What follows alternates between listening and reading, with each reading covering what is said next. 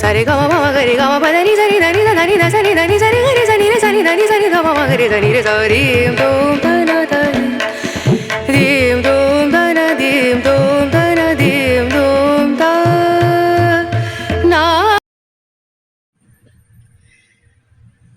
ಒಂದು ಮಿಕ್ಸರ್ ತಗೊಳ್ಳಿ. Mixer mix. Hi hello, ಎಲ್ಲರೂ ಹೇಗಿದ್ದೀರಾ?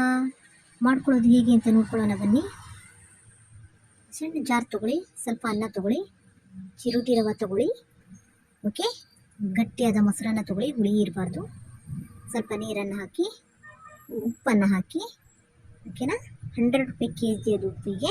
ಆಗ ರೆಡ್ ಕಲರ್ ಇದೆಯಲ್ಲ ಉಪ್ಪು, ಅದು 100 ರೂಪಾಯಿ kg ಇದೆ, ಅದು ಪ್ಯೂರ್ ಚೆನ್ನಾಗಿದೆ. ಇವಾಗ ಮಿಕ್ಸ್ ಜಾರಿಗೆ ಗ್ರೈಂಡ್ ಮಾಡಿ ನಂತರ ಇದಕ್ಕೆ ಒಂದು ಬೌಲಿಗೆ ಹಾಕಿ ಏನೋ ಹಾಕಿ ಚೆನ್ನಾಗಿ ಕಲಕಿ ನಂತರ ಇದನ್ನು ದೋಸೆ ಥರನೇ ಹಾಕಬೇಕು ಕವಲಿಗೆ, ಓಕೆನಾ.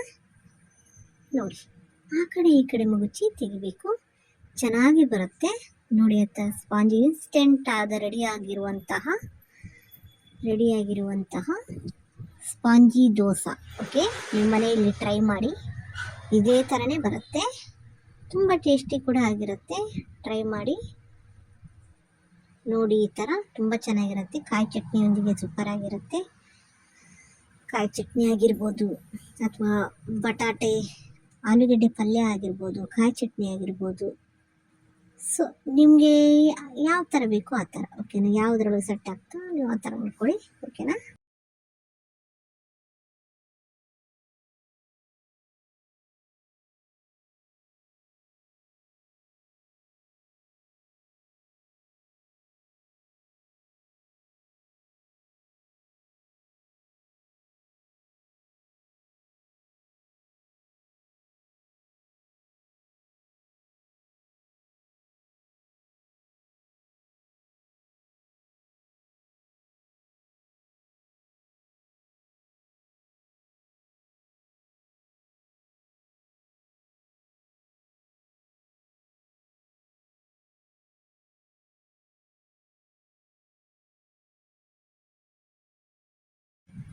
ನೀವು ಕೂಡ ಮನೆಯಲ್ಲಿ ಟ್ರೈ ಮಾಡಿ, ತುಂಬ ಟೇಸ್ಟಿಯಾಗಿರುತ್ತೆ. ಸ್ಪಾಂಜಿ ಕೂಡ ಹೌದು, ಇನ್ಸ್ಟೆಂಟ್ ರೆಡಿಯಾದ ದೋಸೆ, ಓಕೆನಾ.